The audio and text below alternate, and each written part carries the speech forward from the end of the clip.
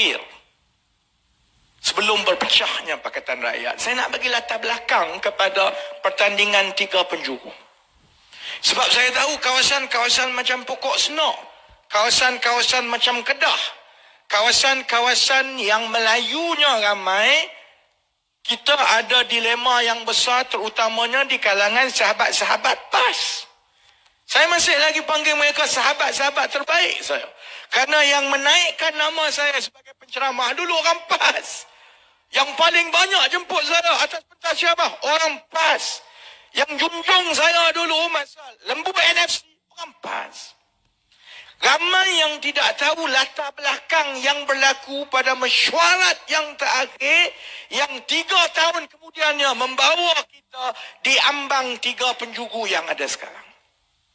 Mesyuarat terakhir Pakatan Rakyat bertarikh 8 Februari 2015, 2 hari sebelum Anwar Ibrahim dipenjarakan. Sebab Anwar, kes mahkamahnya 10 Februari 2015, maka kita pujuk juga mesti diadakan satu mesyuarat. Sebab itu mungkin mesyuarat terakhir yang boleh tengok Anwar Ibrahim pun. Maka Tok Guru, Datuk Seri Haji Abdul Hadi Awang hadir. Datuk Nik Amar hadir. Bagi mewakili PAS pada ketika itu untuk bagi penerangan mengenai enactment kanun jenayah syariah di Kelantan. Dia ada hubung kait di situ. Baik. Cikgu Pah hadir.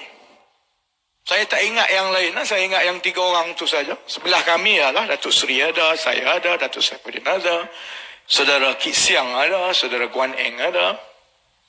Saya tak ingat Abang Mat datang ke tidak, saya tak ingat. Cerita dia begini.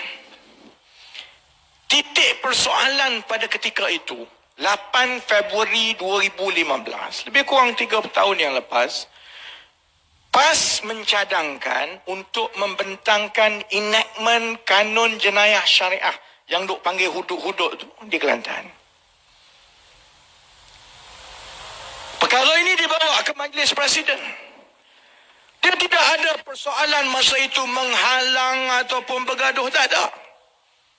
Yang dipersoalkan pada ketika itu ialah apakah kewajaran melakukannya dalam keadaan pada ketika itu bahawa persetujuan adalah mana yang tidak dapat dipersetujui secara bersama, kita jangan laksana atau kita jangan pesu dulu. Maknanya DAP nak buat pilihan raya di peringkat Majlis Perbandaran Tempatan, kita kata tak boleh sebab PAS tak setuju. Pada masa yang sama, PAS nak buat hudud, kita kata tak boleh kerana PAS pun tak setuju. Dan dalam pilihan raya umum 2013, beberapa bulan sebelum itu pun, Datuk Seri Hadi Awang pun kata dia ikut keutamaan. Kita kena naikkan gaji dulu, kita kena buat yang ini dulu. Bila dah elok, baru kita pertimbang buat hudud. Jadi tak ada pertikaian pada ketika itu. Lalu sebab itu, Wakil Kerajaan Kelantan, Datuk Nik Amar dibawa untuk bentangkan kepada Majlis Presiden yang kami anggotanya, apa sebenarnya tujuan-tujuan dan latar belakang yang Kerajaan PAS Kelantan nak bawa balik. Sedangkan sebelum itu dia tidak menjadi isu. Yang ini orang Kelantan di luar tengok, orang Selangor tengok, kawan-kawan PAS tengok, yang hadir ni dengar. Pembentangan pada ketika itu berkisar mengenai pada pandangan sahabat-sahabat pimpinan PAS ketika itu, pemenang terbesar daripada Gabungan Pakatan Rakyat 2013 adalah China dan DAP. Kerana memang benar. Oleh kerana permainan perkauman dan agama dalam 2013 atas alasan mengundi Pakatan Rakyat itu, maksudnya mengundi China bagi kuasa kepada DAP, memang benar dalam tahun 2013 undi Melayu PAS jatuh 2% daripada 2008. Undi Melayu PKR lagi teruk, jatuh 6% berbanding dengan 2008. Jadi parti-parti yang bertanding di kawasan Melayu tahun 2013 lebih teruk berbanding dengan 2008, sedangkan dilihat DAP melonjak naik daripada 23 kerusi 28 kerusi tahun 2008 Dia dah jadi ke 38 kursi tahun 2013. Jadi yang dibentangkan oleh Datuk Ni Ahmad ialah kalau kita terus begini, maka PAS akan rugi. Dan kita berada dalam keadaan yang sukar untuk mempertahankan Kelantan. Kami dah janji selama 6 penggal berturut-turut untuk melaksanakan hudud. Kalau kami tak buat hudud, maka kami akan kalah Kelantan. Saya bercakap secara terbuka kepada seluruh Malaysia. Kalau Datuk Ni Ahmad, boleh saman saya. Kalau dia kata saya tak betul. Kerana minit ada. Kerana rakaman ada.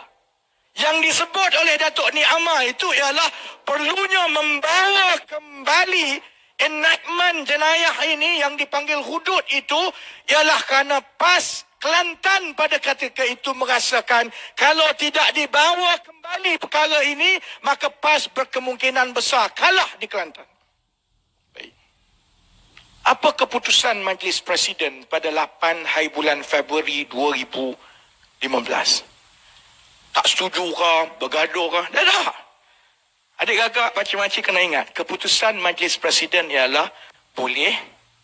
Kami faham pendirian PAS. Kami minta supaya PAS membentangkan kembali dan bawa draft itu kepada Majlis Presiden supaya kami boleh tengok dan kami boleh bersedia. 2 hari kemudian, Anwar Ibrahim masuk penjara.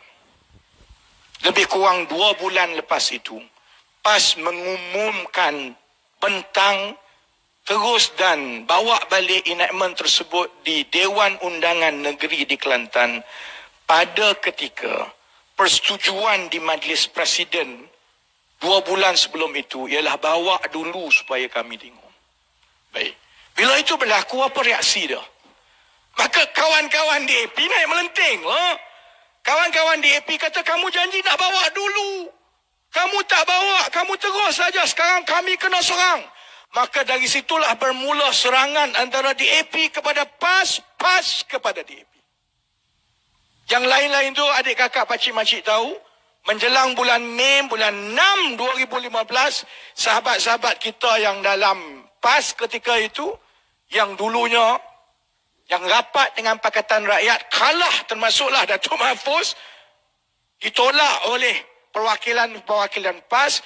Maka pada ketika itu, keputusan yang terpaksa kami pikul di kalangan pimpinan-pimpinan lapisan kedua, saya, Datuk Saifuddin, Abang Mat Sabu pada ketika itu, Saudara Liu Chin Tong, Saudara Khalid Samad, kita perlu jawab keadaan begini. Bulan Julai 2015, bocor satu dunia, Datuk Seri Najib telah ambil 2,600 juta. Dalam keadaan kita bergolak, Pakatan Rakyat jatuh dan berlaku pertempuran besar-besaran antara PAS dan juga DAP. Pada ketika itulah bocor berita besar, wang rakyat 2,600 juta masuk ke akaun Datuk Seri Najib. Bukti ada satu persatu. Bulan 10 akan berlaku pembentangan belanjawan. Dan mengikut konvensyen parlimen yang terbaik, undi belanjawan tiap-tiap tahun adalah satu bentuk undi tidak percaya kepada Perdana Menteri. Perdana Menteri, Menteri Kewangan membentangkan belanjawan untuk sesuatu kerajaan dia. Kalau dia tidak berjaya mendapatkan sokongan penuh, maka maknanya dia tak ada wang untuk menjalankan tugas kerajaan, dia jatuh.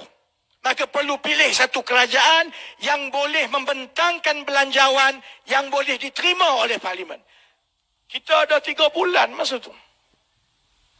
Rakyat biasa yang bawah ni, baik yang PAS ke, baik yang UMNO ke, baik yang pada ketika itu Amanah tak ada bersatu, tak ada yang PKR. Rakyat kebiasaannya masa itu terpingak-pingak. Macam mana kita boleh ada Perdana Menteri yang ambil wang 2,600 juta? Kemudian Tan Sri Muhyiddin kena pecat. Berlaku perubahan yang besar-besaran dalam UMNO. Dalam tempoh yang sama, kita 3 bulan lagi sebelum masuk kepada pembentangan belanjawan, iaitu peluang terbaik kita untuk menjatuhkan Datuk Seri Najib. Sebab itulah amanah ditubuhkan menjelang 31 Ogos 2015. Saya menguruskan, Datuk Saifuddin membantu, dan Kak Wan mengumumkan pelancaran dan penubuhan Pakatan Harapan pada 22 September 2015. Pada ketika itu semua orang kata tergesa-gesa. Semua orang kata ini kerja gila. Tanpa PAS tak boleh. Orang yang sekarang tergila-gila nak jadi calon Pakatan Harapan, yang itu jugalah masa itu dia hantam kami betul-betul kena bantai. Dia kata ini kerja gila ni, buat tanpa PAS ini mesti kalah punya. Pertimbangan kami masa itu 2-3 orang kawan-kawan ialah kalau kita masuk ke dalam Dewan Rakyat bulan 10 pembentangan belanjawan, 3 bulan selepas Perdana Menteri telah dituduh dan ada bukti yang kukuh dia ambil wang 2,600 juta. Kalau Pakatan Pembangkang parti-parti ini nampak bergaduh sesama sendiri dan tidak boleh menguruskan Pakatan Pembangkang itu demi untuk memastikan boleh dibuat satu undi tidak percaya, rakyat akan kecewa betul-betul. Rakyat akan kata ahli politik ni tak boleh pakai. Dia fikir diri dia saja. Dia tak fikir orang bawah ni susah. Sebab itulah bulan 10 2015 belanjawan kita cuba sebaiknya untuk membuat satu undi tidak percaya dan menolak kepimpinan Datuk Seri Najib dengan cara kita tidak meluluskan belanjawan dia. Tapi pada ketika itu jarak dengan sahabat-sahabat dalam PAS makin jauh. Datuk Mahfuz pun mungkin ingat, itu tindakan pertama yang sahabat-sahabat daripada PAS membuat keputusan untuk berkecuali. Kemudian tahun depan kita cuba lagi. Belanjawan tahun 2016 dibentangkan Oktober 2016. Kami cuba lagi. Berkecuali lagi. Tahun 2017 baru ni bentangkan 3-4 bulan yang lepas. Dia dah lain kerana kawan-kawan macam Datuk Mahfuz. Memang dia tak pakai saman dah masa tu. Datuk Mahfuz dan lebih ramai kawan-kawan daripada PAS memilih untuk menolak belanjawan. Tetapi sebahagian besar yang lain berkecuali. Jadi sebab itu hari ini dah. Saya ditanya berkali-kali, di mana asalnya keyakinan saya bahawa dalam pertandingan 3 penjuru yang tak boleh dielakkan sekarang ini, sebenarnya akhirnya Pakatan Harapan akan menang. Di mana asas saya bila saya beritahu berdasarkan segala kaji selidik data dan analisa yang kami dah buat 15 bulan, yang setakat ini tidak pernah pun ditolak asas dan juga pengumpulan data-data itu. Kalau diperlekehkan, dia kata tak masuk akal. Kamu cakap tak masuk akal, Ailio. Kami cakap PAS kosong berdasarkan 500,000 orang pengundi yang kami dah tanya seluruh Malaysia. Tapi orang tak percaya. Orang masih tanya, di mana asas dia? Asas dia begini, pakcik-makcik, adik-kakak. Pimpinan PAS dulu, tahun 2015, melihat pembentangan enactment kanun siasatan jenayah syariah. Hudud itu, dia lihat sebagai satu strategi politik untuk menang. Kerana pemahamannya ialah orang Melayu ni, kalau tidak kerana kaum, dia pergi kepada agama. Kalau nak lawan UMNO yang meracun hati dan pemikiran orang Melayu, membenci orang bukan Islam, bukan Melayu, maka kita hanya boleh dapat undi orang Melayu dengan cara kita menawarkan sesuatu yang lebih Islam. Yang itu adalah yang paling mujarab. Itu strategi politik PAS. Itu pilihan dia. Orang Melayu, orang Cina, orang India, pakcik-makcik tak fikir macam itu. Pengundi yang biasa. Dia faham latar belakang agama. Dia faham latar belakang kaum. Dia faham perkara-perkara yang Datuk Saifuddin huraikan tadi